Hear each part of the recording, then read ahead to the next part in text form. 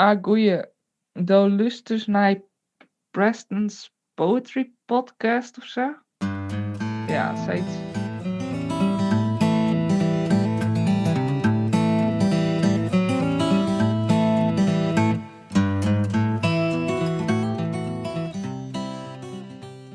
Philosopher Alistair MacIntyre, in his book After Virtue, describes the downfall of ethics in our modern era. I remember reading excerpts of that book for a class I took back in college.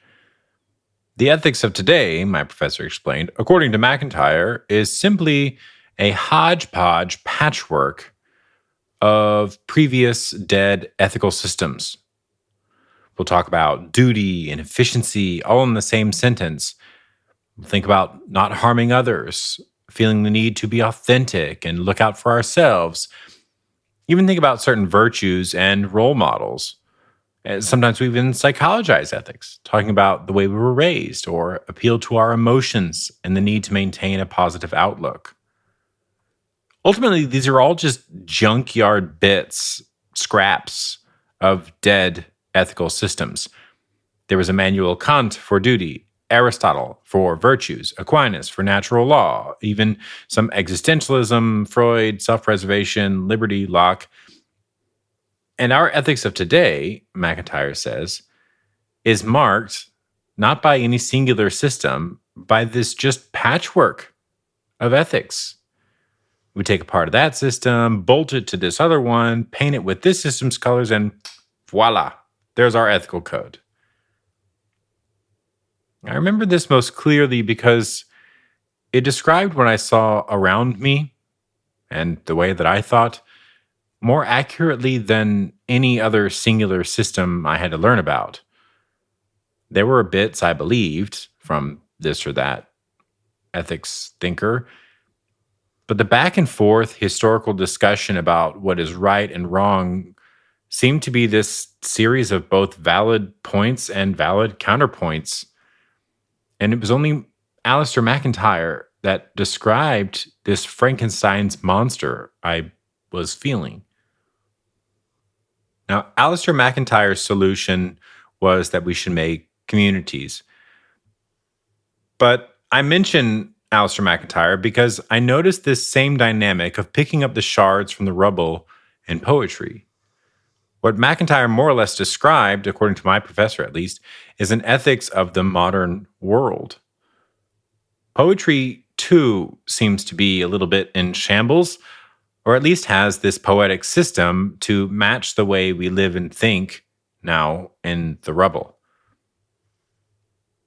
T.S. Eliot's The Wasteland from 1922 is historically, at least, the undeniable turning point. I don't believe, as some others do, that T.S. Eliot began modernist poetry. I think Whitman did that in America, and potentially others like Gerard Manley Hopkins in an earlier version in Britain, but definitely by Eliot's earlier poem, Love Song of J. Alfred Prufrock, a winner seemed to have emerged in this battle over where poetry was going to go. The biggest confirmation of that happened with the publication of The Wasteland. It's a pretty long-ish poem of 5 parts, and it's kind of weird if you don't have any introduction. Now, remembering it's 1922, so this was written in the wake of the First World War. And you can see in the poetry the same disillusionment with this world that can be seen in the visual arts amongst the surrealists. Members of the Dada movement, that absurd, punkish artistic trend that began in Paris around 1915, well, those members came back from the First World War changed and tempered. What was previously this youthful, rebellious, practical joke and social commentary had morphed into surrealism. It lost this rebellious, teenagery flair. The same kind of thing happened in poetry, where The Wasteland isn't playing games anymore. It's not lively, it's not optimistic, it's not Whitman, it's downtrodden, joking. ordinary, mundane, sarcastic. It's like this weird photo album of just mundane pictures. Essentially, T.S. Eliot's The Wasteland is to poetry what MacIntyre's idea is to modernist ethics. It's this poetry of patchwork survival after the world has just crumbled. Just these passing images put right next to each other. It had such an impact that it essentially marked a clear turn of an age in European poetry and possibly even worldwide. Today's episode is a special one, another not an exam episode. It's a nice long interview similar to the one I did with Chad Brauja on Whitman. But unlike that one, I just let Arjan speak Dutch and Frisian and even German at one point. He's been busy writing a collection, slowly but steadily inspired by The Wasteland. And most of all, Arjan says that it's this collage-like form that listeners should take away from T.S. Eliot's work. In the interview, Arjan describes The Wasteland like turning the radio dial, hearing a station for a few seconds, then this lot of jumbled noise, and then another radio station. But who is Arjan? Who is this guy? Well, Arjan Hut is a fellow poet, and he even lives in my neighborhood and happens to also be the Dichter van Friesland, which is Friesland's poet laureate. He's an extremely supportive member of my poetry community, and I've collaborated with him on a number of projects. Upstairs in one of the venues we go to a lot, a guy named Abel made a recording studio. Shout out to Abel, who, by the way, says he had a band once called the T.S. Eliot Appreciation Society. How much more perfect could that be? But in that recording studio, Arjan and I sat on some vintage furniture, and Abel plugged in my new mic. Then he wires up this microphone from the 1930s for Arjan, and he does a sound test.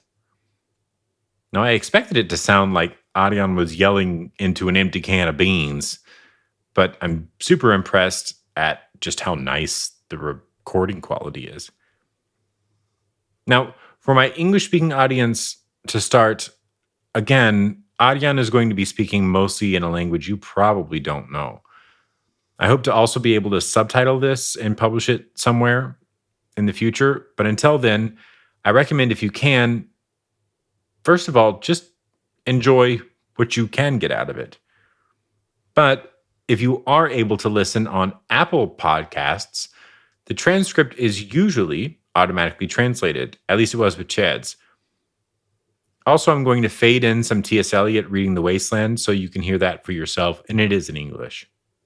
All in all, this is not an exam.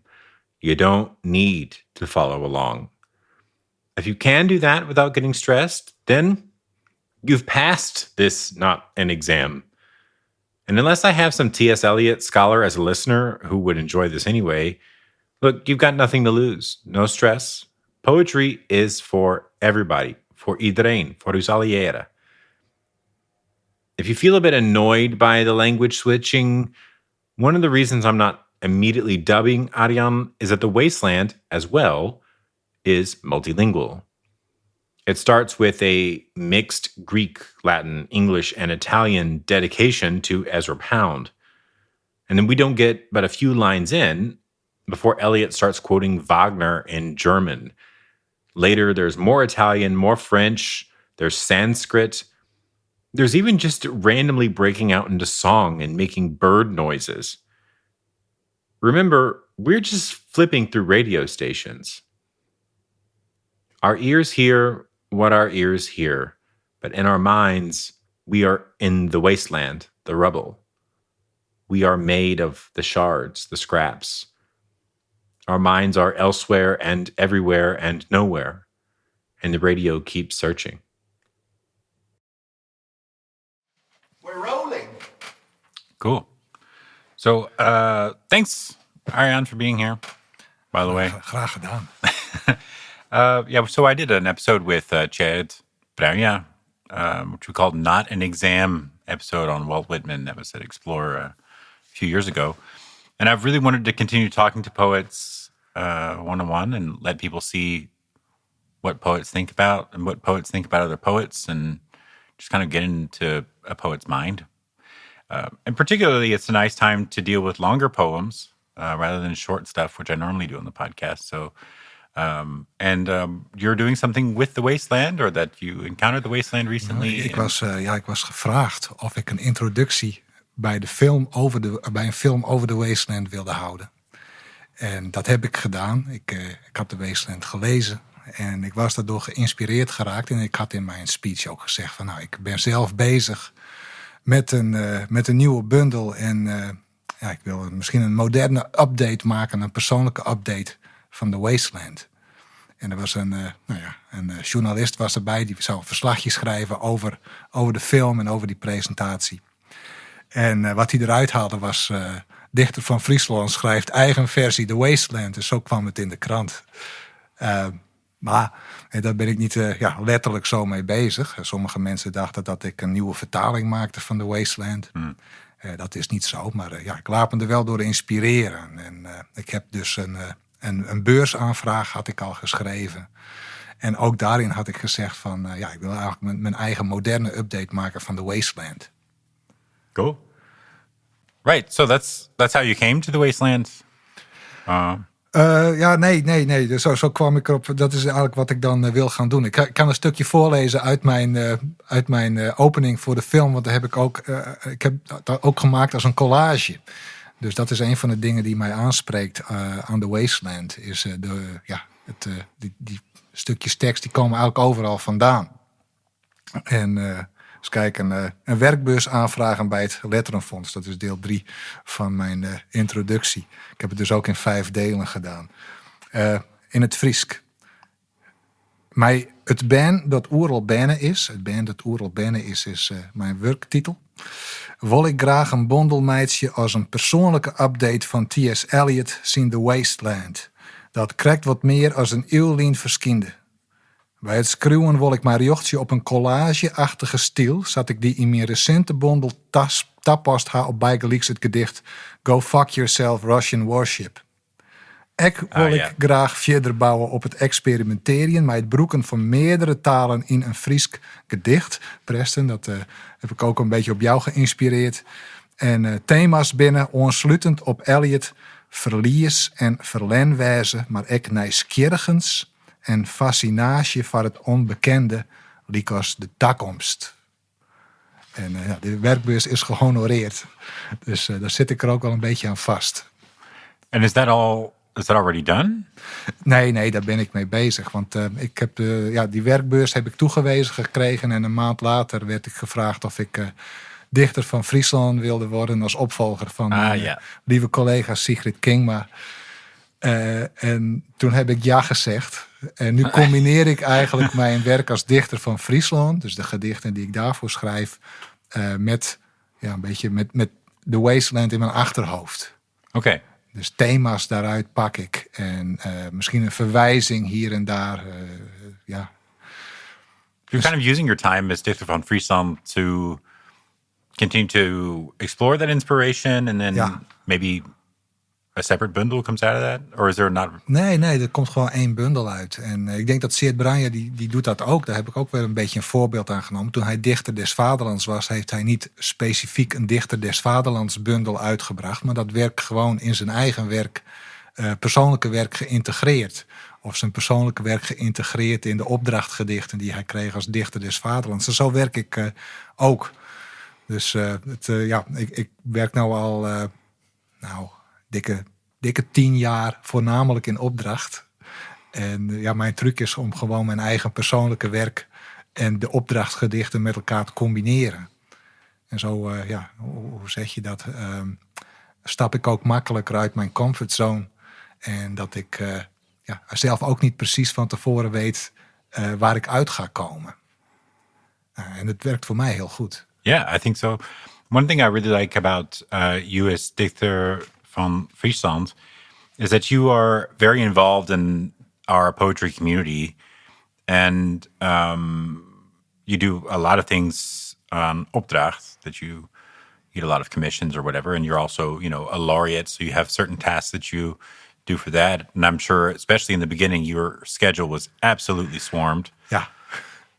But you're also just really involved in maybe more grassroots things like we did Dichter bij Mozart. You were just telling me earlier about a workshop that you gave. That's probably also a commission, but and things like this that you're involved, that you're still learning and you're teaching and you're hanging out with us, and that's really nice to have a poet from our area, a poet laureate that is an integral part of our poetry community. And you could be the buurman. You could be the neighbor. You live down the road, I think, for me. And ja, zo is dat really ook. cool. Ik denk een van de bekendste dichters hier in Leeuwarden, Anne Verdema, dat is ook gewoon een buurtgenoot. En als ik dan de stad in wandel, dan kom ik hem wel eens tegen als hij in zijn tuintje werkt. Ja. Er gebeurt ook heel veel hier in Leeuwarden. Er wonen hier heel veel mensen, er zijn hier heel veel activiteiten. En ik vind het ook leuk, ook omdat het komt vanuit de Friestalige poëzie. Dan ben je toch altijd bezig met het aanwakkeren van nieuw talent en het vinden van nieuwe jonge mensen die ook in het Fries gaan schrijven. Ja. Dus het is wel echt een gemeenschap. En dan heb je ook nog de groep Pauperpoëzie, die gewoon een hele open, toegankelijke, spontane groep mensen is. Ik ben niet echt een groepsmens. En ik vind ook niet dat ik ergens bij hoor. Ik ben puur op mezelf, maar... Have you ever done anything with them? I mean, have you ever... Jawel, ja, heel veel dus. Maar ja, daar schuif je gewoon bij aan. Het is echt een losvast collectief. En ook van... Een losvast. Een losvast, ja. Dus je zit nergens aan vast, maar je hoort er toch bij. Dus zo werkt het dan. En er gebeurt hier heel veel. En ik leer ook heel veel van al die jongere mensen die spoken word doen. En zoals van jou, hoe je meerdere talen door elkaar gebruikt op een manier dat het elkaar versterkt ook. En T.S. Eliot deed dat ook. Ik weet niet of hij een van de eersten was, maar met zijn citaten uit het Grieks en wat was het, Punjabi en Duits en Engels zo door elkaar heen. Sanskrit, I think there's like pieces Sanskrit, of the... ja. What the thunder said. After the torchlight red on sweaty faces, after the frosty silence in the gardens, after the agony in stony places, the shouting and the crying, prison and palace, and reverberation of thunder of spring over distant mountains, he who was living is now dead. We who were living are now dying with a little patience. Here is no water but only rock, rock and no water, and the sandy road, the road winding above among the mountains, which are mountains of rock without water. If there were water, we should stop and drink. Amongst the rock one cannot stop or think. Sweat is dry and feet are in the sand. If there were only water amongst the rock, dead mountain mouth of curious teeth that cannot spit. Here one can neither stand nor lie nor sit. There is not even silence in the mountains, but dry, sterile thunder without rain. There is not even solitude in the mountains, but red, sullen faces sneer and snarl from doors of mud-cracked houses. If there were water and no rock, if there were rock and also water, and water, a spring, a pool among the rock, if there were the sound of water only, not the cicada and dry grass singing, but sound of water over a rock, where the hermit thrush sings in the pine trees, drip, drop, drip, drop, drop, drop, drop, but there is no water. Who is the third who walks always beside you? When I count, there are only you and I together, but when I look ahead up the white road, there is always another one walking beside you, gliding wrapped in a brown mantle, hooded. I do not know whether a man or a woman, but who is that on the other side of you? What is that sound high in the air? Murmur of maternal lamentation. Who are those hooded hordes swarming over endless plains, stumbling in cracked earth, ringed by the flat horizon only? What is the city over the mountains, cracks and reforms and bursts in the violet air? Falling towers, Jerusalem, Athens, Alexandria, Vienna, London. Unreal. A woman drew her long black hair out tight and fiddled whisper music on those strings, and bats with baby faces in the violet light whistled and beat their wings and crawled head downward down a blackened wall. And upside down in air were towers tolling reminiscent bells that kept the hours, and voices singing out of empty cisterns and exhausted wells. In this decayed hole among the mountains, in the faint moonlight the grass is singing over the tumbled graves about the chapel. There is the empty chapel, only the wind's home. It has no windows, and the door swings. Dry bones can harm no one. Only a cock stood on the roof tree, cocorico, cocorico, in a flash of lightning. Then a damp gust bringing rain. Ganga was sunken, and the limp leaves waited for rain, while the black clouds gathered far distant. Over Himavant, the jungle crouched, humped in silence. Then spoke the thunder, Da, Datta, what have we given? My friend, blood shaking my heart, the awful daring of a moment's surrender which an age of prudence can never retract. By this and this only, we have existed, which is not to be found in our obituaries, or in memories draped by the beneficent spider, or under seals broken by the lean solicitor, in our empty rooms. Diatham.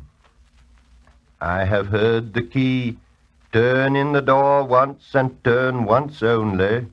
We think of the key, each in his prison. Thinking of the key, each confirms a prison. Only at nightfall ethereal rumors revive for a moment a broken Coriolanus. Damyata. The boat responded gaily to the hand expert with sail and oar. The sea was calm. Your heart would have responded gaily when invited, beating obedient to controlling hands. I sat upon the shore, fishing, with the arid plain behind me. Shall I at least set my lands in order? London Bridge is falling down, falling down, falling down. Poi s'escose nel fuoco che gli affina. Quando via muti Caledon, oh swallow, swallow, le prince d'Aquitaine à la tour abolie. These fragments I have shored against my ruins. Why then I'll fit you. Hieronymo's mad again.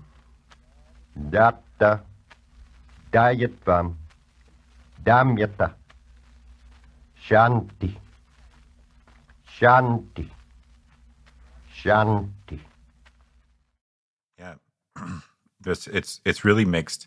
The Wasteland, and there's like song lyrics as well in there. It's really it's super mixed. Do you remember how we met each other? Wij. Yeah. Because I can't. I was thinking about it today, and I was like, where did I meet Arjan? I knew that there came a time in which I knew you. Ik weet in die tijd van dat Russische inval van de Oekraïne. Ja. Dat moet kort daarvoor zijn geweest. Want toen heb jij voorgedragen in die kroeg vlakbij het station. Ja. With the one I wrote on a napkin or in the notes app. Precies. En toen had ik volgens mij al een gedicht van jou geritseld voor in het literaire blad Crossing Ease. Crossing Ease. Maar nee, ik weet het. Ik heb zo'n heel slecht geheugen. And then we sat at Cafe Fire and I just talked your ears off about Sprung Rhythm and toen heb my Pokémon socks. Ik heb je geïnterviewd. Ja. Sprung Rhythm. Ja, ik word nog wel eens badend in het zweet 's nachts wakker en dan is het Sprung Rhythm. Yeah. So, Strangely, I think the beginning of The Wasteland is in Sprung Rhythm. Yeah. I just saw it today and I thought, oh no. I'm going to talk to him again about Sprung Rhythm. So I'll be sure to keep my distance so you don't choke me from across the studio. Nee. So normally what I do on the podcast is I pick something that I want to show, and sometimes that comes from a poem that I want people to see, and then try to focus on one aspect that they can learn from it. I took an Edda St. Vincent Millay poem, and I used that to show different kinds of rhyme. And another time I went looking for a sonnet or a villanelle because I wanted to explain what that is. So normally what I do is I try to say something that people can learn about poetry, one thing or a few things. And then I use the poem as an example and I read it. So what would you say is something that people can learn from The Wasteland? Maybe it's something historical, maybe it's, what do you think The Wasteland has to teach readers of poetry? What's something you like about The Wasteland? Ja, de 2 punten die ik eigenlijk al genoemd heb. De eerste is de collagevorm. Ja. En ik geloof dat Eliot zelf altijd ontkend heeft dat zijn werk biografisch en persoonlijk is. Maar hij heeft heel veel... hij plukt heel veel teksten en ideeën uit gesprekken die hij heeft gehad, heeft gehoord. Brieven die hij heeft gehad of heeft geschreven. Stukjes autobiografisch, die verschillende vormen ook door elkaar heen gebruiken. En ik merk vaak als ik dan met kinderen ga workshoppen, die zitten er heel vaak vast in een idee van dit zo moet een gedicht zijn. It needs to be organized, I need to rhyme. Het moet rijmen en het moet diepzinnig zijn en officieel en indruk maken. En dat is, je moet heel veel dingen afleren. En als je denk ik The Wasteland voor het eerst leest, dan misschien zou je niet eens denken van, dit is een gedicht. Is dit een gedicht? Waarom is dit een gedicht? It looks like a poem, but this is not a normal poem if you haven't. Precies.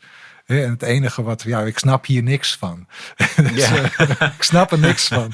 What does it mean? Ja. En het tweede punt is het gebruik van meerdere talen in een gedicht. Ik geloof dat in die tijd ook heel bijzonder was dat Punjabi of Sanskriet dat erin zat. En dat het heel veel indruk heeft gemaakt op mensen die taal lazen. Ook omdat het niet karikaturaal was, maar functioneel binnen dat gedicht. I think it also took some time. I mean, just in poetry history, it took a lot of time for, mass printing of books so that everybody in multiple languages could get translations or access to world literature. Right now we would say, Shakespeare is world literature and Goethe is world literature. But it takes a while for Shakespeare to make its way into other languages. Yeah. I don't think in 1720 that Shakespeare is world literature.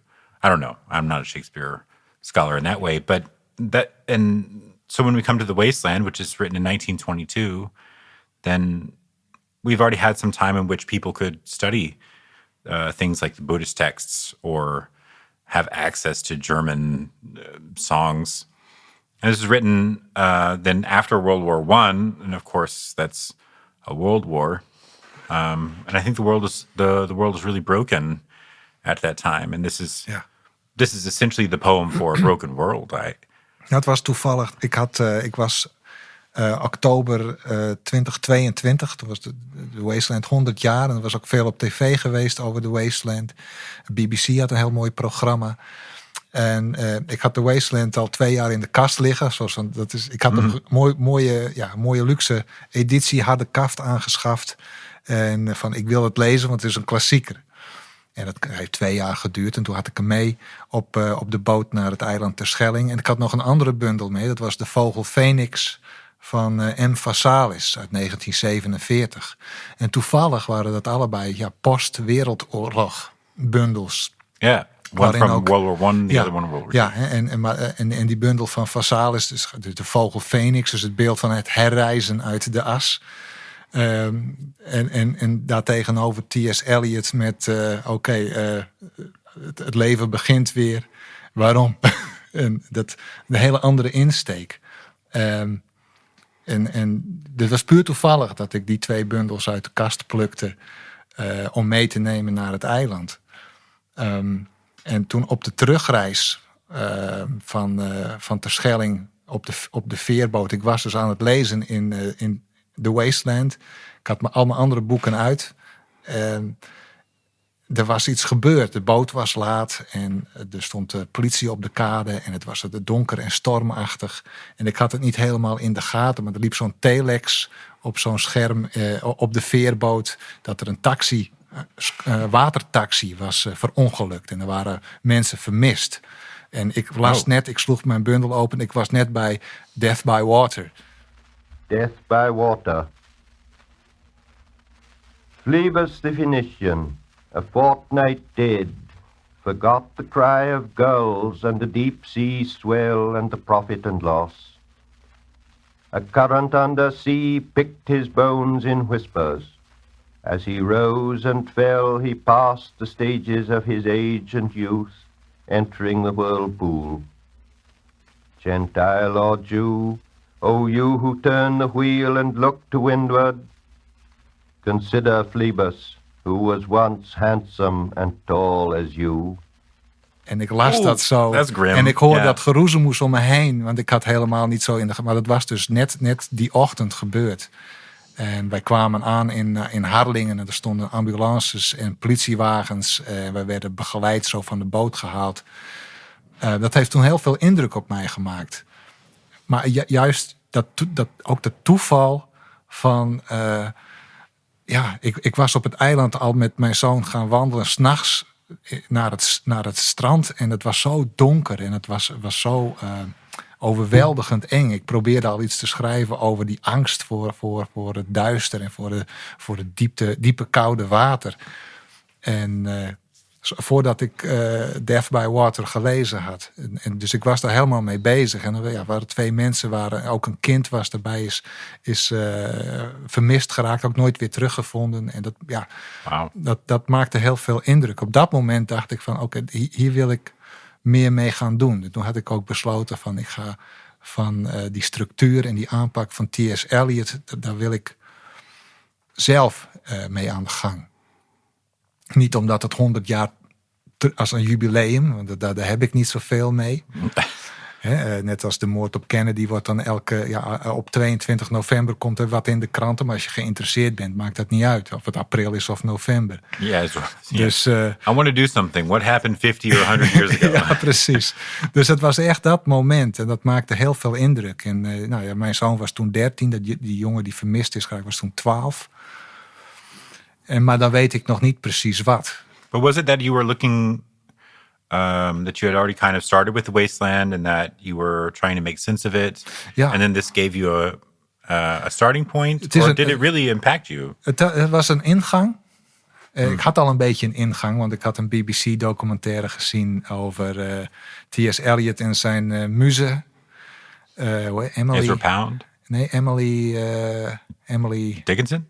Niet Emily Dickinson. Nee, hij had een vriendin. Hij had een vrouw waar hij verliefd op was. Die heette Emily. En die heeft hij achtergelaten in Amerika toen hij naar Engeland verhuisde. En toen is hij daar getrouwd met Vivian. Vivian. De buurvrouw. We hadden het er al over, ja. En en in 2020 is heel veel correspondentie van Eliot is openbaar gemaakt voor onderzoekers. En dat blijkt uit dat heel veel van zijn ideeën en teksten en dat die ook gewoon letterlijk uit brieven geplukt zijn aan Emily. Wow. Bijvoorbeeld. En zo werk ik eigenlijk ook. Dus ineens snapte ik de opzet van The Wasteland een stuk beter. Want het is niet een gedicht dat als je dat nu leest, blanco, zonder dat je er iets van af weet, maar je denkt van wauw, dit neemt mij meteen mee. That's right. Blijft een beetje een raadsel. I wonder why that is. I mean, I've read other poems on the podcast that I can give a little bit of introduction to. But it's more like, I think it's things that the listeners can carry to other poems. Mm-hmm. So I did 1, maybe 2 on Shakespeare. I can't remember now, but it was like, how do you read old poems? Or some on John Donne and Shakespeare, that if you have some kind of experience of having read those poems, then you can go and read other ones by Marlowe or whatever. But The Wasteland, I think, it's really hard to do this without any kind of introduction.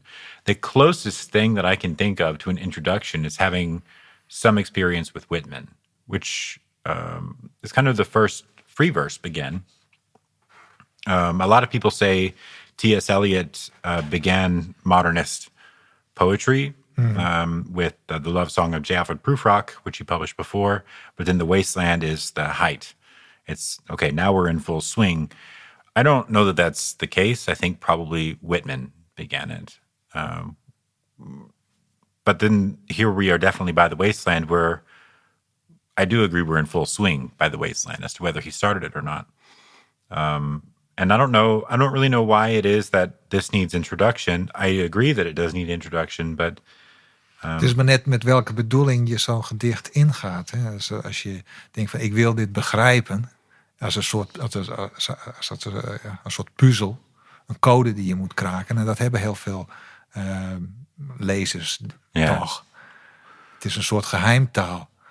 En ja, ik denk van Eliot heeft het niet voor niks zo opgeschreven. Het is geen column, het is geen brief. Het is een compositie. En ik heb ergens las ik dat iemand schreef van het voelt een beetje alsof je naar de radio luistert terwijl je steeds een andere zender opzoekt. Yeah, that's right. En je krijgt verschillende stemmen, verschillende talen zelf en een hele hoop ruis ertussen. Ja, zo voelt het ook een beetje. But this is a really I don't want to say it's depressive, but it's certainly impacted by post World War I. Yeah. I mean, it's essentially saying the world is in shambles, and we just have huge chunks of old buildings just laying in a pile. And it's very interesting to me that you are interested in this poem because, one, I don't find you a very angsty person or angsty poet. You have a lot of joy that you seem to carry around, and also your poetry, I think, usually sparks joy, even if it's over a number of other themes, some of which may be more negative. But there's a sort of underlying peace that you seem to carry around as well, which makes you a sharp contrast to what I read in The Wasteland, but also the fact that the Netherlands wasn't involved in World War I, really. So if you're thinking about this from a historical perspective, this seems pretty distant from your country's history. Ja, het is in feite, het is 100 jaar terug eigenlijk nog maar.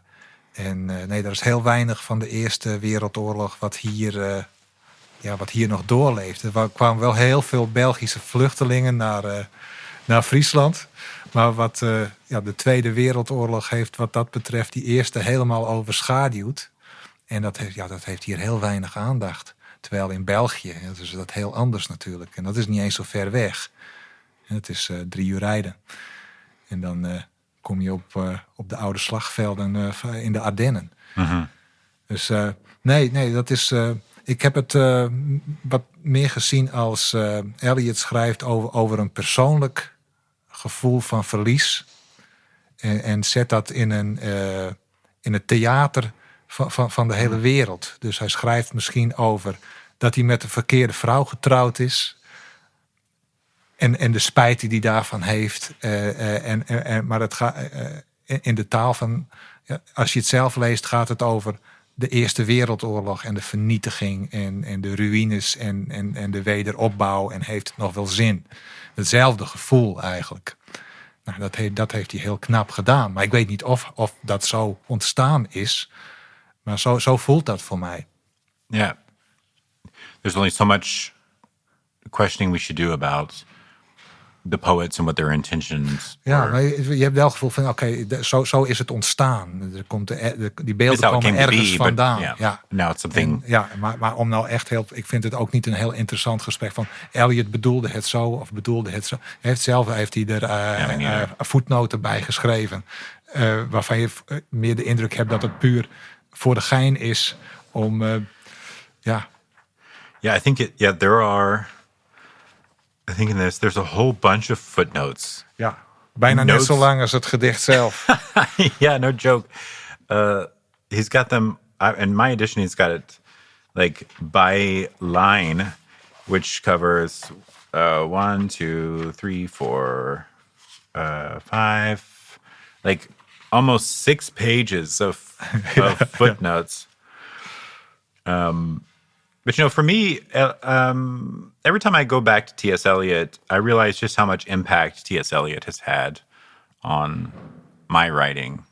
I'm also busy writing this very long poem about a mockingbird, and when I read this again, I see that it's a bunch of patchwork of other poems or other ideas, and I've borrowed that as well. I noticed some of the lines. I can see him sometimes it's very heavy, and then he puts something just like a nursery rhyme or something. Ja. Vogelgeluiden. En, ja. Maar ja, wanneer heb jij het voor het eerst gelezen? I read it as part of a class, actually, in Groningen from Professor or Dr. David Ashford. Yeah. I took a class on T.S. Eliot. I had read The Love Song of J. Alfred Prufrock before, and maybe Murder at the Cathedral, I can't remember, but not The Wasteland or The Hollow Men. So I took a class on it, and I usually, for that class, I would listen to T.S. Eliot's reading while I was taking notes. I think I listened to this 2 or 3 times, and then I showed up to class to share my thoughts, and there I got a whole bunch of background information, and so that would have been maybe 2021, something like that. Wat vond je er toen van? Well, I think we talked about this before, that there were some things in here that they kind of happened to me. It overkomt je. Yeah. That I had to read it, and I read it, and I felt like, okay, I have read The Wasteland, and I've done my homework. And going back, I'm noticing things that I was catching on to. I've talked about before. There are some things in here where I think that feels like a rhyme, but it's not. Why? And it's caught my eye with T.S. Eliot's. He has a very classical poet kind of air about him, but it's not the same. I couldn't imagine T.S. Eliot in a ruffled Elizabethan collar, or in some kind of doctor's robes. It's modern in a way. He has so you'll have certain lines. You're a proper fool, I said. Well, if Albert won't leave you alone, there it is, I said. What you get married for if you don't want children? Hurry up, please, it's time. Yeah. In all caps. And this weird, like you said, a collage of even tones. Een stukje toneelstuk ertussendoor eigenlijk. Yeah, later he becomes really interested in writing theater texts and plays. Really, at the time, though, I had just finished a thesis also on Charles Williams. I don't know if you've ever heard of Charles Williams. Right. Nobody's ever heard of Charles Williams. And the reason they haven't heard of Charles Williams is because he died maybe like 4 days before World War II ended. So Charles Williams was buddies with Tolkien and C.S. Lewis. So he was an inkling, but he was also really good friends with T.S. Eliot. I had just finished something about that. I had finished a thesis on Charles Williams, and then I was looking at Charles Williams and T.S. Eliot. They were really close.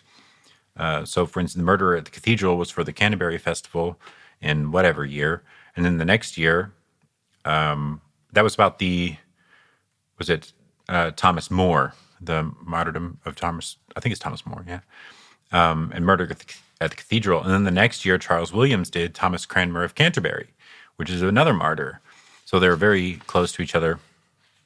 And so I was kind of looking at T.S. Eliot in the light of Charles Williams, which at the time I thought was going back in time. Charles Williams follows T.S. Eliot. And then through some further study, I realized that they had a very close friendship. And T.S. Eliot, in the beginning of his career, was kind of independent. But then later on, by the 60s, he's saying Charles Williams was really the guy behind, was really the genius of us two. And I think he neglected Williams as a friend, and he came to that later. But that was the lens in which I was approaching T.S. Eliot, through Charles Williams, which might actually, historically seen, be a bit appropriate. But I had to kind of come back later and approach The Wasteland, and sometimes I meander back to T.S. Eliot, and I find more and more of the little tricks and things that I want to do in The Wasteland, and think, oh, yeah, damn it, I did get that from T.S. Eliot. T.S. Eliot again. So he's this. I mean, if anybody takes a literature class, they're going to hear about T.S. Eliot, at least in English. But even personally, T.S. Eliot recurs for me, probably, I hate to say it, but probably more than Whitman, who I also love. And that's kind of cool. T.S. Eliot is cool. Maybe it's time to read. You want to read? Ja. You have a Frisian translation. Ik heb een Friese, momentje. Een Friese vertaling heb ik gevonden. Die had ik dus in de kast. Hij komt bij Eeltje Hettinga vandaan. Eeltje Hettinga, mijn voorganger, dat was de eerste dichter van Friesland. Die heeft zelf ook een poging gedaan om The Wasteland te vertalen. Hij heeft het begin vertaald en is volgens mij niet verder gekomen. Hij heeft het opgegeven. En deze vertaling is uit 1965 van een Haring Chitte Piebenga. Haring Chitte Piebenga. Is there a more Frisian name? En ik had het niet herkend want er staan meerdere Eliot-vertalingen in. Ik had het niet herkend als vertaling van The Wasteland vanwege de titel. Op een braakzwalen. En you said that's some kind of like a plain or just some big asphalt. Ja, braaklaan. Dat is Wasteland, braaklaan. Maar waarom hij op een braakzwalen, ik weet het niet. Maar ik zal een stukje lezen.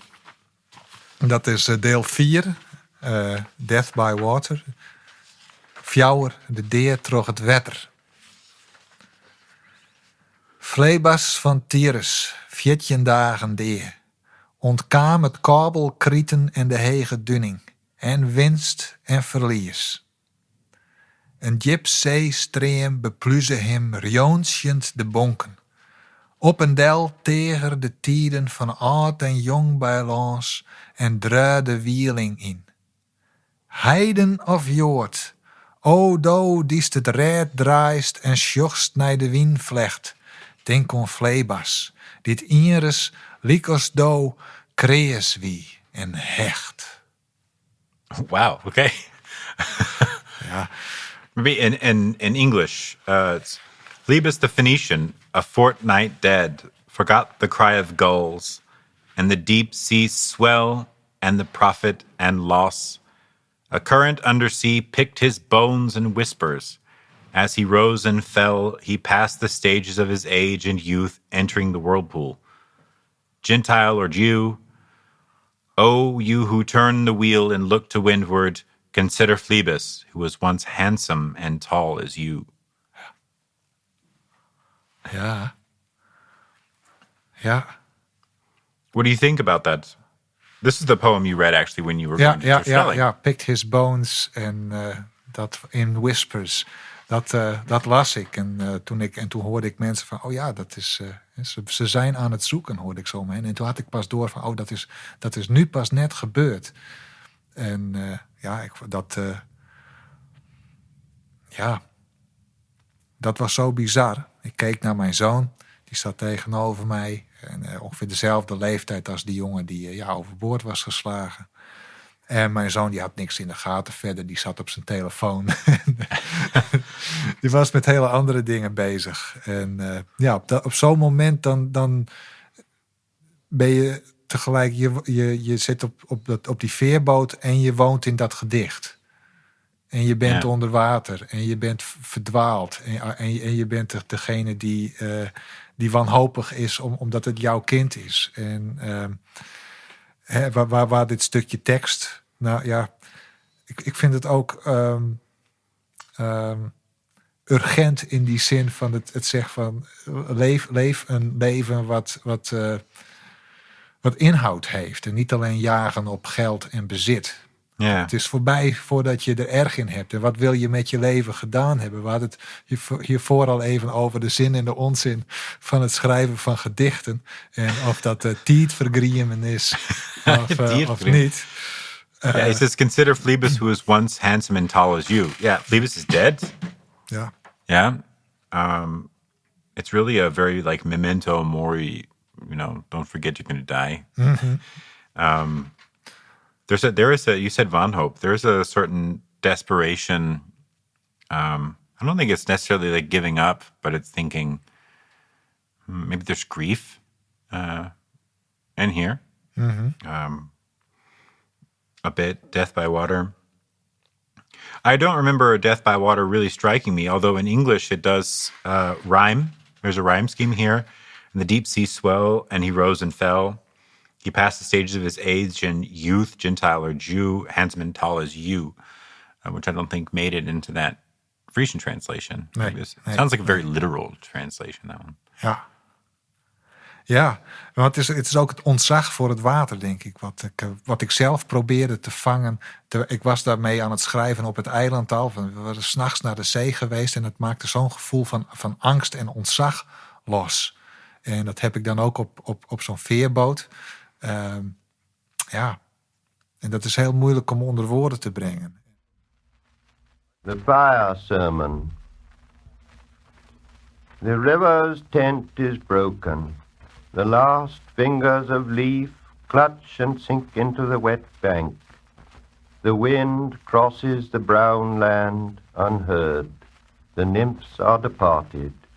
Sweet Thames, run softly till I end my song. The river bears no empty bottles, sandwich papers, silk handkerchiefs, cardboard boxes, cigarette ends or other testimony of summer nights. The nymphs are departed, and their friends, the loitering heirs of city directors, departed, have left no addresses. By the waters of Leman I sat down and wept. Sweet Thames, run softly till I end my song. Sweet Thames, run softly, for I speak not loud or long. But at my back in a cold blast I hear the rattle of the bones, and chuckle spread from ear to ear. A rat crept softly through the vegetation, dragging its slimy belly on the bank, while I was fishing in the dull canal, on a winter evening, round behind the gas house, musing upon the king my brother's wreck, and on the king my father's death before him. White bodies naked on the low damp ground, and bones cast in a little low dry garret, rattled by the rat's foot only, year to year. But at my back from time to time I hear the sound of horns and motors, which shall bring Sweeney to Mrs. Porter in the spring. Oh, the moon shone bright on Mrs. Porter and on her daughter. They wash their feet in soda water. Et oh, ces voix d'enfants chantant dans la coupole. Twit, twit, twit, jug, jug, jug, jug, jug, jug, so rudely forced. Tiroo, unreal city. Under the brown fog of a winter noon, Mr. Eugenides, the Smyrna merchant, unshaven, with a pocket full of currants, CIF London, documents at sight, asked me in demotic French to luncheon at the Cannon Street Hotel, followed by a weekend at the Metropole. At the violet hour, when the eyes and back turn upward from the desk, when the human engine waits like a taxi throbbing, waiting, I, Tiresias, though blind, throbbing between two lives, old man with wrinkled female breasts, can see at the violet hour, the evening hour that strives homeward and brings the sailor home from sea, the typist home at tea time, clears her breakfast, lights her stove and lays out food in tins. Out of the window perilously spread her drying combinations, touched by the sun's last rays.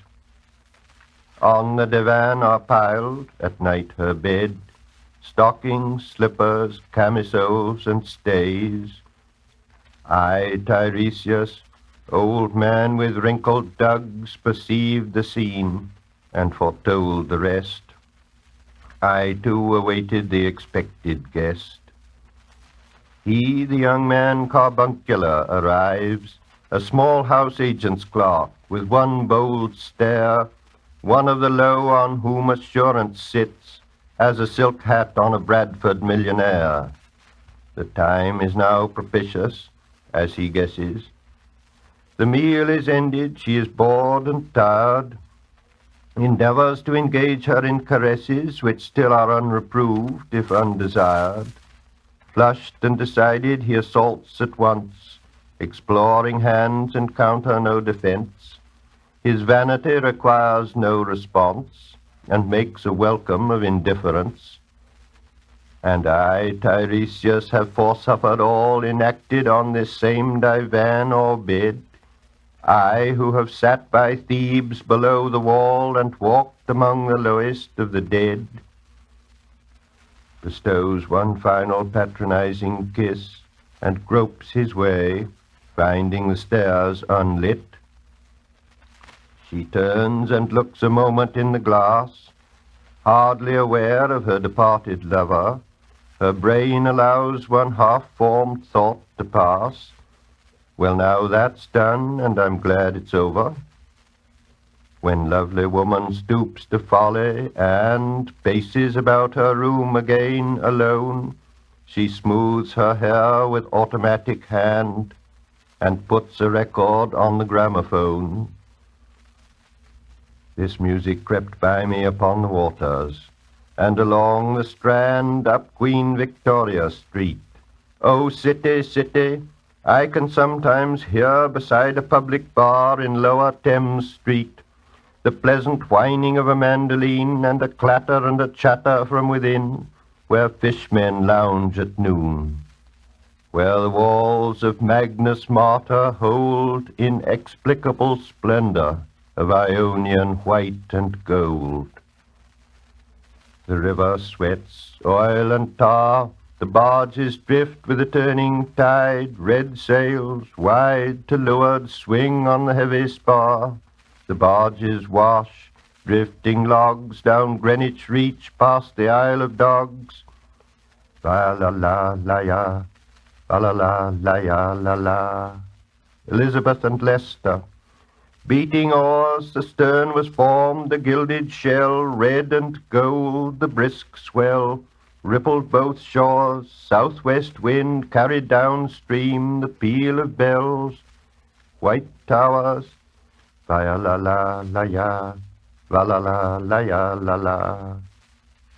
Trams and dusty trees. Highbury bore me, Richmond and Kew undid me. By Richmond I raised my knees, supine on the floor of a narrow canoe. My feet are at Moorgate, and my heart under my feet. After the event he wept. He promised a new start. I made no comment. What should I resent? On Margate sands, I can connect nothing with nothing. The broken fingernails of dirty hands. My people, humble people who expect nothing. La la. To Carthage then I came, Burning, burning, burning, burning. O Lord, thou pluckest me out. O Lord, thou pluckest. Burning. But did you feel that? Ja, Angst? ja.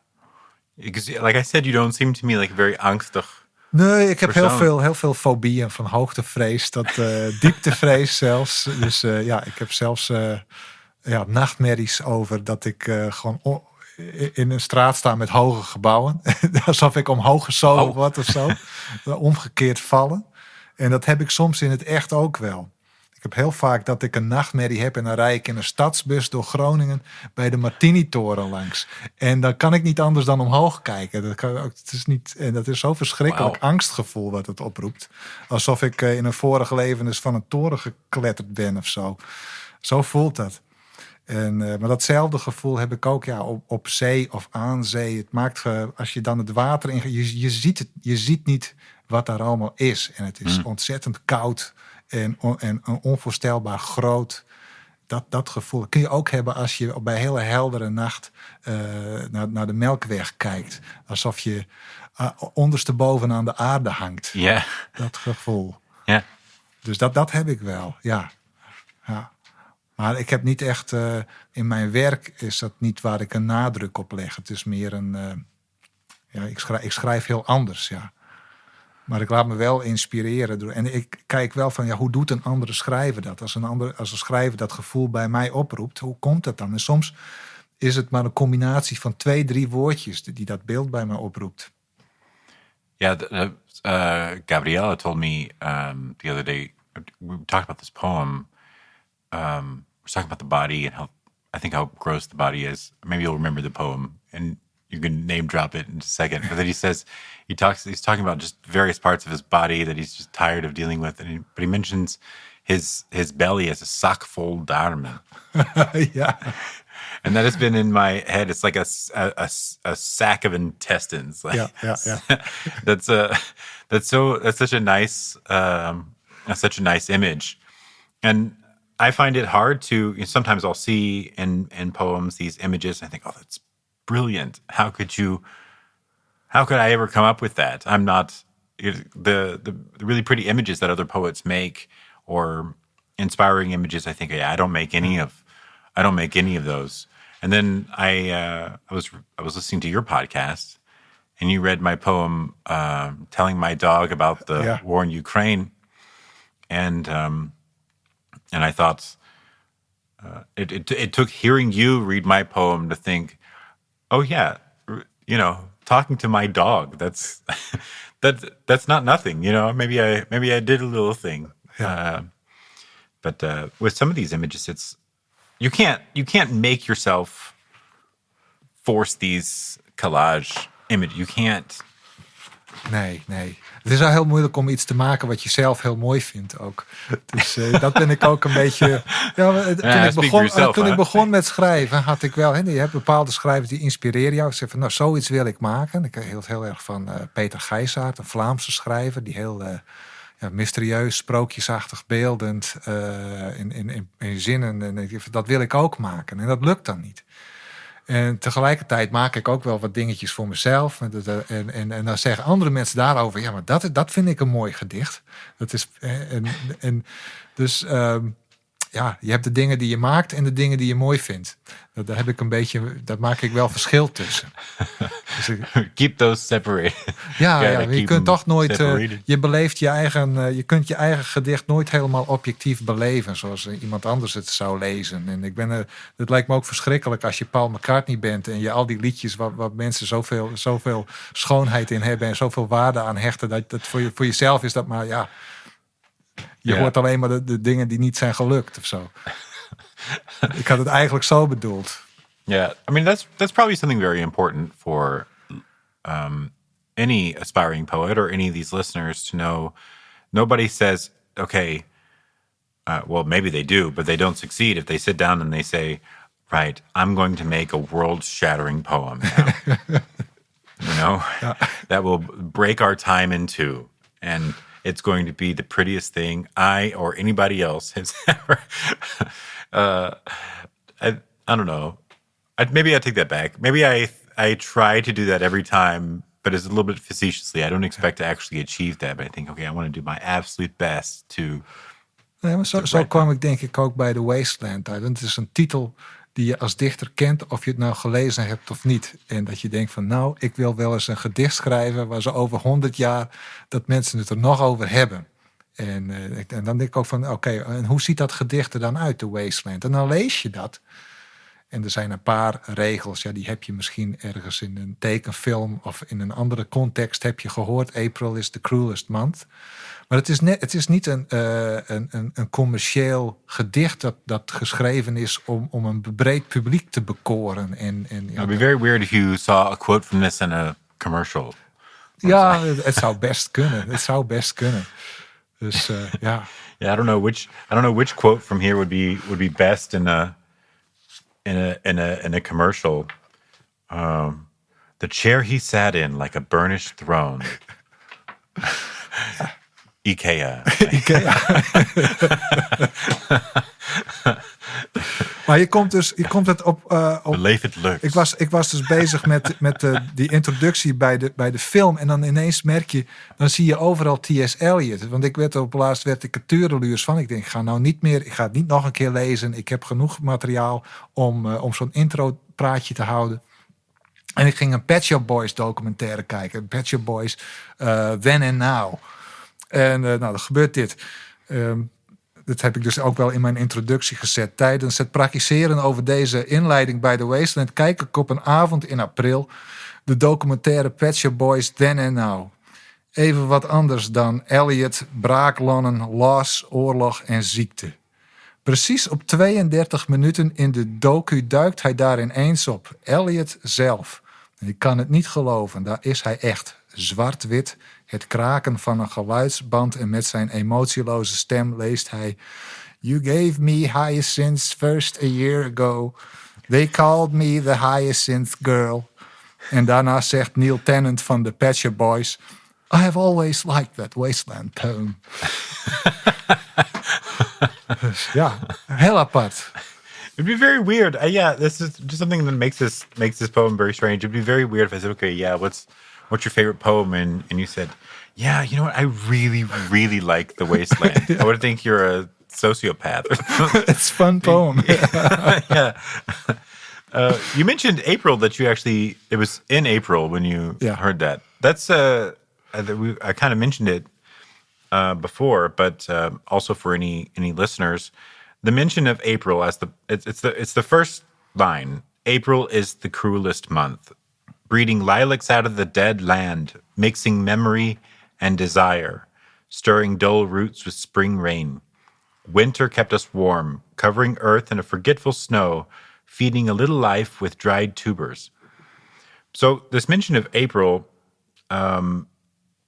is for English, by the way, I don't know if you know this, but for English literature, it's an extremely important line and an important mention, namely because Chaucer began the Canterbury Tales was saying that April is bright and gay. Yeah.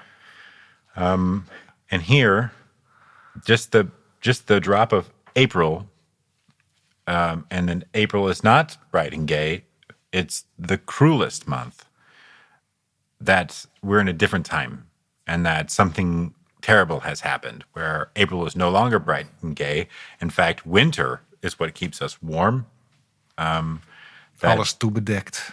It is really tethered deep in English literature, a sort of after the fact. I don't think it's after the fact. I think he intends it. There's a lot of references to other poems. There's reference, like I said, he's got like 45 plus footnotes. And that's what I really like. Lately, I've been seeing this reference to T.S. Eliot in my work, where I kind of take bits of other poems and try to include that. And I see, in just my gut, I can feel the poems that I've read, my favorite poems, well up as I'm writing, and I just stop fighting it, and I just put it down. And so I think I think it's intentional here. April is the cruelest month. That's a commentary. Ja. Ja, ik heb een periode gehad dat ik helemaal geen andere dichters las om mijn eigen stem te vinden. En dat was, dat waren 4 hele magere jaren.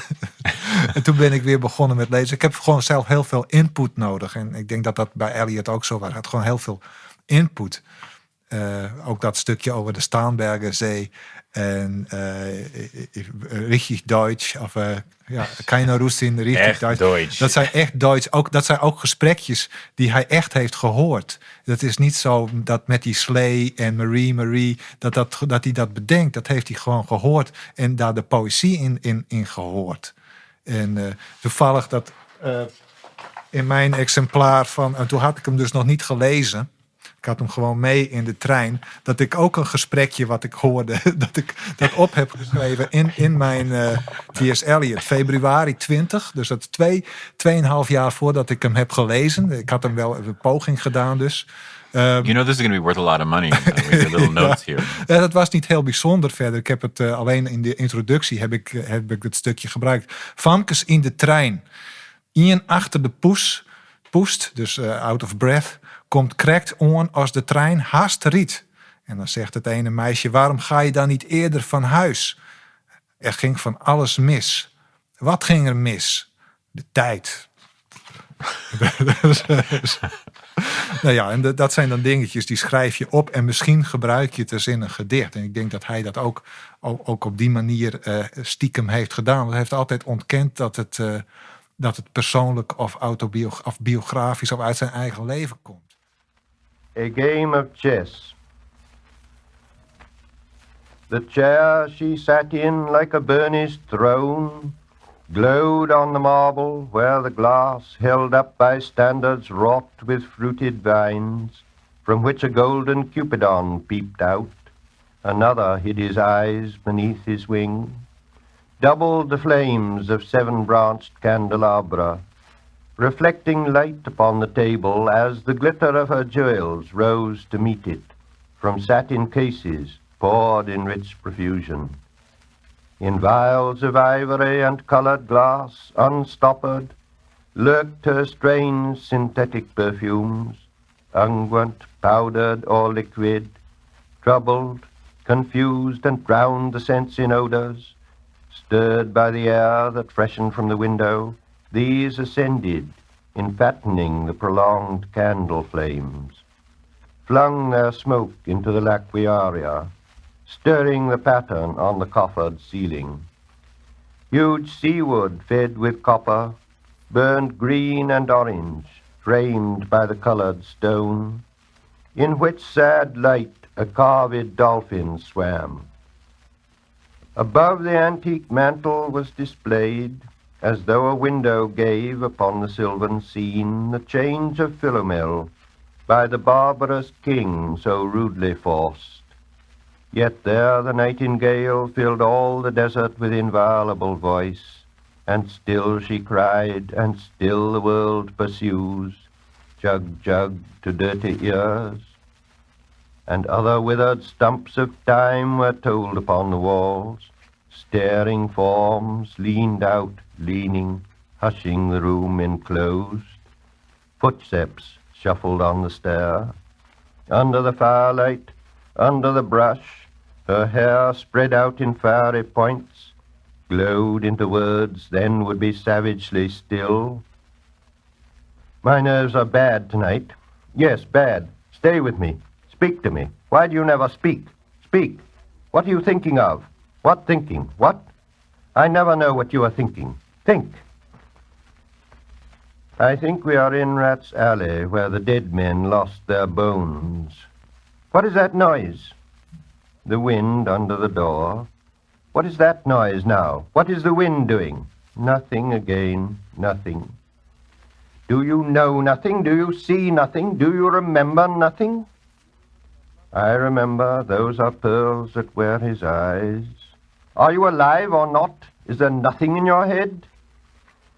But oh, that Shakespearean rag, it's so elegant, so intelligent. What shall I do now? What shall I do? I shall rush out as I am and walk the street with my hair down, so. What shall we do tomorrow? What shall we ever do? the hot water at 10, and if it rains, a closed car at 4, and we shall play a game of chess, pressing lidless eyes and waiting for a knock upon the door. When Lil's husband got demobbed, I didn't mince my words, I said to her myself, "Hurry up, please, it's time. Now Albert's coming back, make yourself a bit smart. He'll want to know what you done with that money he gave you to get yourself some teeth." He did, I was there. "You have them all out, Lil, and get a nice set," he said. "I swear I can't bear to look at you." "And no more can't I said, "and think of poor Albert. He's been in the army 4 years, he wants a good time. And if you don't give it him, there's others will," I said. "Oh, is there?" she said. "Something of that," I said. "Then I'll know who to thank," she said, and give me a straight look. "Hurry up, please, it's time. If you don't like it, you can get on with it," I said. "Others can pick and choose if you can't. But if Albert makes off, it won't be for lack of telling. You ought to be ashamed," I said, "to look so antique, and her only 31. "I can't help it," she said, pulling a long face. "It's them pills I took to bring it off," she said. She's had 5 already and nearly died of young George. "The chemist said it would be all right, and I've never been the same." "You are a proper fool," I said. "Well, if Albert won't leave you alone, there it is," I said. "What you get married for if you don't want children?" "Hurry up, please, it's time." Well, that Sunday Albert was home. They had a hot gammon, and they asked me in to dinner to get the beauty of it hot. "Hurry up, please, it's time. Hurry up, please, it's time. Good night, Bill. Good night, Lou.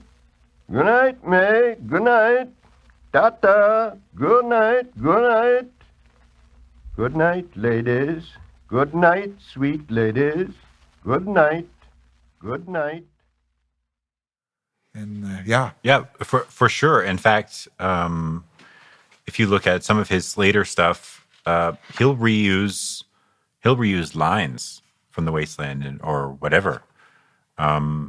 Where like he tried it in an earlier poem, like let's say a minor line in Love Song of J. Alfred Prufrock that nobody's really super excited about, then he'll just use that again later or something very, very similar. He does that. He'll even rehash his own lines. Ja, waarom niet? Yeah, if it fits somewhere else, use it. You know. Can you read the Frisian translation that you have? Do you have 1 or 2 translations?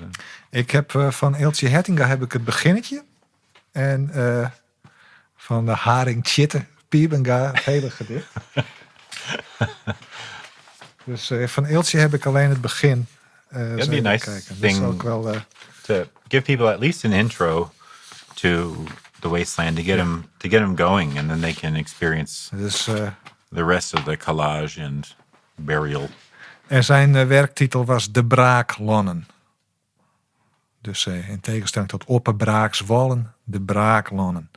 En het begin, de uitveert van het deren. Voor Ezra Pound, Il Miglior Fabbro. April, de alderwreedste moanne, brengt ze ringen op uit derde groen, beminkt onteens en langst me, riet slop wattelgwot troch maitieds rein. Winter holt us warm, de ierde in verjetjaande snie bestopjend, voor de ontuig mij droege knallen. Simmer kwam us oer het mot, kwam oer de Starnbergerzee, mij een fikse snitter. Wij zochten school in de Pildergong en roenen terug in het Sensje, de Hofgarten in, en dronken koffie en praten en wat. Ben gar keine Russin, stam aus Litouwen, echt Deutsch. Beginnetje. Yeah, that's nice. I didn't get that far in English, so I'll just read it again. April is the cruelest month, breeding lilacs out of the dead land, mixing memory and desire, stirring dull roots with spring rain. Winter kept us warm, covering earth in forgetful snow, feeding a little life with dried tubers. Summer surprised us, coming over the Starnberger See with a shower of rain. We stopped in the colonnade and went on in sunlight into the Hofgarten and drank coffee and talked for an hour. Bin gar keine Russen, stamm aus Litauen, echt Deutsch. Ja. Which Ja, apparently is Wagner, I heard. I have, well, apparently, by apparently I mean in the margins, I drew an arrow and wrote Wagner. Wagner. So I guess it's also from Wagner. Ja, hier staan ook allemaal aantekeningen in dit boek van Tjette Haring-Piebenga. Alleen ik kan er niet goed lezen wat er staat. It looks like there's just a big question mark. Ja, een aantal. Ja, fantastisch. Ik vind het ik vind het fantastisch. Ik heb dus, en zo werk ik dan. Ik schrijf elke editie van de Frieslandpost, een glossy, een beetje een reclame glossy. Een gedicht bij een foto. En dan hebben we voorjaar lammetjes. En in de zomer toeristendingen, een wandeltocht en zo. En bij de zomer heb ik ook, dan komt de zomer bij mij ook. De simmer komt door de Waadzee.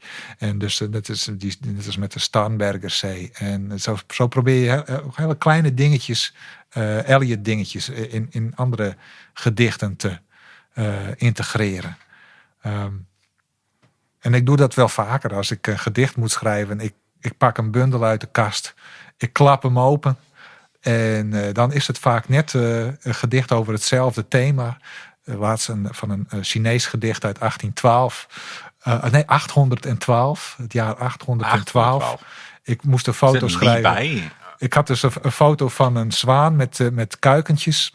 En daar moest ik iets bij schrijven. En dat gedicht uit 812, Nederlands vertaald dat wel, want ik ken helemaal geen Chinees. Dat was van het buurjongetje heet Schildpadje. En mijn eigen dochter heet sowieso, dat weet ik niet meer precies. Waren jullie maar eerder geboren, dan had ik langer van jullie kunnen genieten. En toen dacht ik, ja, het gaat eigenlijk over kinderen. Dan heb ik zo'n gedicht geschreven. Dus ik gebruik wel heel vaak oude, zelfs dode voorgangers als adviseur, als consulent. Zo, hoe kun je dit aanpakken? En dan sla je een bundel open en ja, daar krijg je toch altijd weer ideeën van. En zo werkt dat ook met The Wasteland. En het is wel een hele rijke bron aan ideeën van hoe je iets kunt opschrijven. Earlier you mentioned trying to find... there was a moment that you were trying to find your voice. Yeah. What do you think? What was that like? Finding your voice. What do you think about that? Dat was afschuwelijk. Ik heb 1 bundel geschreven in die tijd. Wel, dat is wel gelukt. Tin heet dat. Thin. Ik noem het mijn migrainebundel. Het is een soort, er zit geen kern in. Het voelt echt als een verzameling losse gedichten en experimenten. Waarvan in de ambitieuzere, langere gedichten, daar heb ik dan, die heb ik gewoon helemaal, dat is helemaal niet gelukt. Hoe meer ik eraan werkte, hoe erger het werd. En ik raakte er zelf ook helemaal overspannen van. Het was geen fijne ervaring om daaraan te werken. En pas daarna ben ik weer... 2014 was ongeveer, ben ik weer eens gevraagd om me bij een groepje aan te sluiten en gedichten in opdracht ergens voor te maken. Dus ben ik weer gaan lezen en toen merk ik heb echt input nodig. Moet me niet isoleren, want dan vind ik mijn stem niet. Ik ben meer een filter dan een stem. Dus er komen dingen binnen en die worden door een soort Arjan Hut filter gaan die komen er dan op papier uit. En ik zie mijzelf daar niet zo heel snel in. Maar iemand anders zegt dan, ik kan meteen zien dat jij dat geschreven hebt. Ook al probeer ik wel elk gedicht weer een eigen vorm te geven. Dus ik had dat, dat was een verkeerde inschatting van hoe zoiets werkt. Yeah, I never really liked the idea of having to find your voice, as if I don't have many voices, or that there's something written in the stars that I have to go find. That my voice is out there, and if I have the right map, then I will come on it like it's like a X marks the spot, and there's my voice. Een soort beloning voor je inzet en je openheid. En nee, zo werkt dat niet. I think I have many voices, and what's interesting about T.S. Eliot here is that he kind of starts this, but I see myself in this kind of writing fashion that's, like you said, that you're just like a filter of, Arjan Hut is a filter, not a voice. Precies. And it's how I arrange the rubble, and maybe it's that, you know what I kind of get from your idea? It's sort of like with T.S. Eliot, and the wasteland is just a bunch of like broken concrete and bricks and mahogany furniture all in one big pile. With you, I think your stuff is more like Legos. Ja. So it's a lot more playful, but you can still, it's still a matter of patchwork. Ja, nou zo leg ik dat ook uit op een workshop op een basisschool. Ze van taal is als Lego. En daar kun je dingen van bouwen. En dan gaan we gedichten maken met taal die we om ons heen vinden. Of met boektitels, of met een stukje staal van posters, of met bestaande dichtregels. En dat is heel leuk om te doen. Hoef je niet zelf te bedenken, maar je moet het wel een beetje aanvoelen. Van, dit past mooi bij elkaar. Dit kan wat doen, dit werkt. Ja. En weet je trouwens dat de werktitel voor The Wasteland, wat dat was? No, I hope it wasn't one of these 4 different languages, 5 languages he has in his... Het was geloof ik iets van He do the police in different voices. Dus over iemand die de artikelen, over de politieartikelen in de krant leest en dan de stemmetjes verschillend doet. Dus het gaat over die verschillende stemmen ook. Yeah. Ja. There's also something I was thinking. You mentioned a collage. Let's see. He then... Oh, yeah. So there's this piece, or there's this section... that starts Madame Sosostris. And that says actually all of these images are tarot cards. Yeah. So it's Madame Sosostris, famous clairvoyante, had a bad cold. Nevertheless is known to be the wisest woman in Europe, with a wicked pack of cards. Here, said she, is your card, the drowned Phoenician sailor. Those are pearls that were his eyes. Look, here's the belladonna, the lady of the rocks, the lady of situations. Here is the man with 3 staves, and here the wheel, and here is the one-eyed merchant. And this card, which is blank, is something he carries on his back, which I'm forbidden to see. I do not find the hanged man, fear death by water. I see crowds of people walking round in a ring. Thank you. If you see Mrs. Equitone, tell her I bring the horoscope myself. One must be so careful these days. Unreal city. And then it goes on. Yeah, it's just this tarot card reading. I find that it's almost like a turn of the 1900s, I don't know, French village carnival. It's just this passing of just weird. Allemaal tentjes en vuur en donker. En, Here is the wheel and the one-eyed merchant. En dat ze ook nog zo verkouden is. Yeah. Madame Sosostris, famous clairvoyante, had a bad cold. I like that. This switch.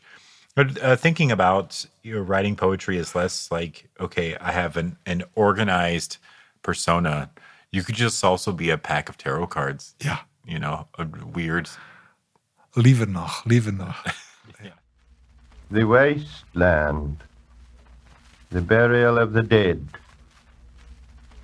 April is the cruelest month, breeding lilacs out of the dead land, mixing memory and desire, stirring dull roots with spring rain. Winter kept us warm, covering earth in forgetful snow, feeding a little life with dried tubers. Summer surprised us, coming over the Starnberger See with a shower of rain. We stopped in the colonnade and went on in sunlight into the Hofgarten and drank coffee and talked for an hour. Bin gar keine Russin, Stamm aus Litauen, echt Deutsch. And when we were children, staying at the Archduke's, my cousin's, he took me out on a sled and I was frightened. He said, Marie, Marie, hold on tight. And down we went. In the mountains, There you feel free. I read much of the night and go south in the winter. What are the roots that clutch? What branches grow out of this stony rubbish? Son of man, you cannot say or guess, for you know only a heap of broken images where the sun beats. And the dead tree gives no shelter, the cricket no relief, and the dry stone no sound of water. Only there is shadow under this red rock. Come in under the shadow of this red rock, and I will show you something different from either your shadow at morning striding behind you, or your shadow at evening rising to meet you. I will show you fear in a handful of dust. Frisch weht der Wind der Heimat zu. Mein irisch Kind, wo weilest du? You gave me hyacinths first a year ago. They called me the hyacinth girl. Yet, when we came back late from the hyacinth garden, your arms full and your hair wet, I could not speak, and my eyes failed.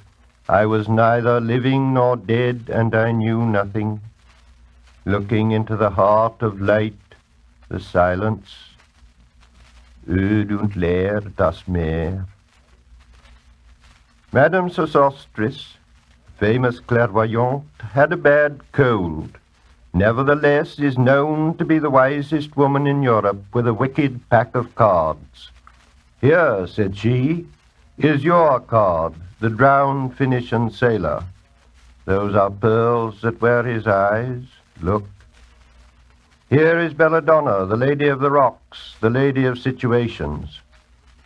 Here is the man with 3 staves, and here the wheel. And here is the one-eyed merchant. And this card, which is blank, is something he carries on his back, which I am forbidden to see. I do not find the hanged man. Fear death by water. I see crowds of people walking round in a ring. Thank you. If you see dear Mrs. Equitone, tell her I bring the horoscope myself. One must be so careful these days. Unreal city, under the brown fog of a winter dawn, a crowd flowed over London Bridge. So many I had not thought death had undone so many. Sighs, short and infrequent, were exhaled, and each man fixed his eyes before his feet. Flowed up the hill and down King William Street, to where St. Mary Woolnoth kept the hours with a dead sound on the final stroke of 9. There I saw one I knew and stopped him, crying, Stetson, you who were with me in the ships at Miley, that corpse you planted last year in your garden, has it begun to sprout? Will it bloom this year? Or has the sudden frost disturbed its bed? Oh, keep the dog far hence that's friend to men, or with his nails he'll dig it up again. You, hypocrite lecteur, mon semblable, mon frère. Maar ik heb wel heel erg, wat ik lees, dat werkt ook door. Dus ik had laatst per ongeluk, ik ben dus Emily Dickinson aan het lezen en was ik in één keer heel compact met allemaal hyphens aan het schrijven. Dat gaat dan ook niet heel bewust. Mm-hmm. Maar zo pak je van elke dichter toch wel weer iets op. Maar de een inspireert je meer dan de ander. Ja. Do you have any final thoughts or anything last that you want to read or say about the Wasteland? Ik weet nog dat we hebben die film toen gezien in Slieker. En de zaal was aardig vol. En mensen waren vol verwachting ook voor die film. Achteraf was natuurlijk mijn inleiding het hoogtepunt. Says Arjan.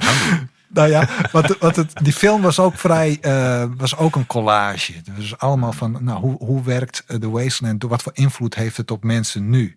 En het was toch wel een film van 2 uur... waar je het gevoel had dat je continu aan het zappen was. En waar je dus ook heel weinig inzicht krijgt ook in dat gedicht. Er wordt wel uit geciteerd, maar ook de context is niet altijd duidelijk. Dus ik merkte ook na afloop van... sommige mensen die willen het heel graag waarderen. En die waren ook wel heel positief, maar het blijft ongrijpbaar. En er was toch ook, denk ik, misschien... de helft van de zaal die daar vandaan kwam en zei... waar hebben we naar zitten kijken? En wat duurde dat lang? En, dat is me ook wel bijgebleven. Ik had zelf de film thuis op mijn laptop gekeken... om de introductie erbij te schrijven. Dan had ik dus helemaal niet door hoe lang het was. Pas in de bioscoop. Want daar ben je even ergens mee bezig. Je bent aan het opletten. En je bent aan het denken van... wat zal ik hierbij schrijven? En toen was het ook zomaar om. Maar dan zit je in die bioscoop... in zo'n raar stoeltje. En je bent eigenlijk 2 uur aan het... pratende hoofden zeppen. En foto's ertussendoor.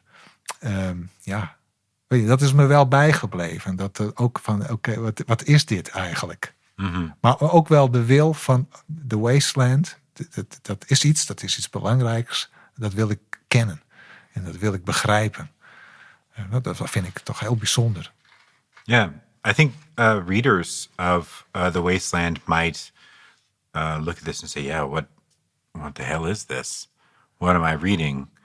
And it kind of takes some, I don't know, just kind of calming down about it. And then just enjoying the passing images. Enjoying the collage. And, Billy Collins has a poem called Introduction to Poetry. And it's things like, I want them to walk into the dark room of a poem and feel the walls for a light switch. I want them to drop a mouse into a poem and watch him probe his way out. And at the end he says, but all they want to do is tie it to a chair and torture a confession out of it. They begin beating it with a hose to find out what it really means. Wat bedoel je? Wat bedoel je? Yeah. And it takes a certain amount of, sometimes you just have to perceive. And a lot of, even writing poetry is about looking or seeing well. Billy Collins also said that prose authors, short story authors or novelists, they're people who look into windows because they want to see what's going on and then just give you a sketch of what, they're almost journalistic. Here's the story that I saw. When he says poets are ones who are inside looking out the window, what's passing by my window. Yeah. And that's a little bit like this, that we get kind of a slideshow of images. It was a thing at the time, for sure. But you also see that again in Ginsberg, let's say, with Howl. It's just a litany of images. And that's also fine, and you can just enjoy the PowerPoint presentation, the depressing PowerPoint that The Wasteland kind of is. Maar het beseft ook wel van, als ik dan een workshop geef op een school en het instapniveau is meneer moet het rijmen. En dan de stap naar de Wasteland. Dat is toch best wel groot. Of misschien valt het wel heel erg mee. Misschien kunnen we gewoon beter beginnen met de Wasteland. En van daaruit, en een gedicht kan ook rijmen. Yes. Or from just the rubble of civilization. Maybe you just need to, you need to demolish these little poets. They know to break the rhyme. Just hak het in stukken en maken wat nieuws van. Yeah. Do you want to read anything else or say anything else or read something of your own before we close up? Ik zal eens even kijken. Had ik nog iets?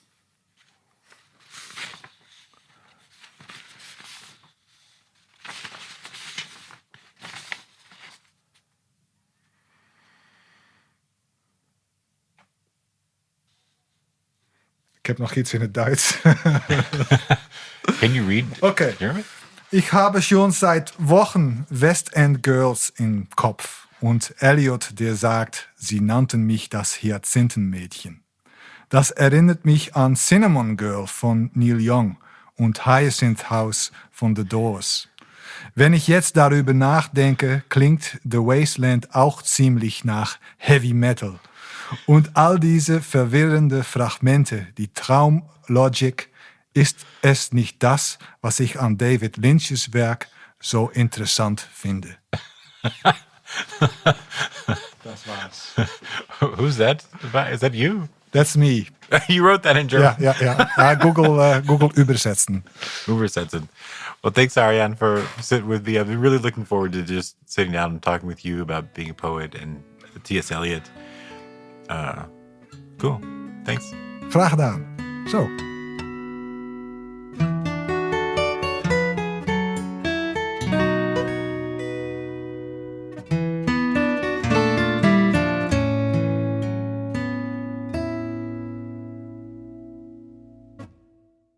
Hey y'all, Preston here. Thank you again to Abel and Arjan and T.S. Eliot. My favorite line of The Wasteland is, well, I can't decide, actually. For a long time, it's been, April is the cruelest month. but I think this time it might be, Madame Sosostris, famous clairvoyante, had a bad cold. tell me yours or ask me stuff on Preston's Poetry Podcast Instagram or Facebook pages or at PrestancePoetryPodcast.com. We'll see y'all.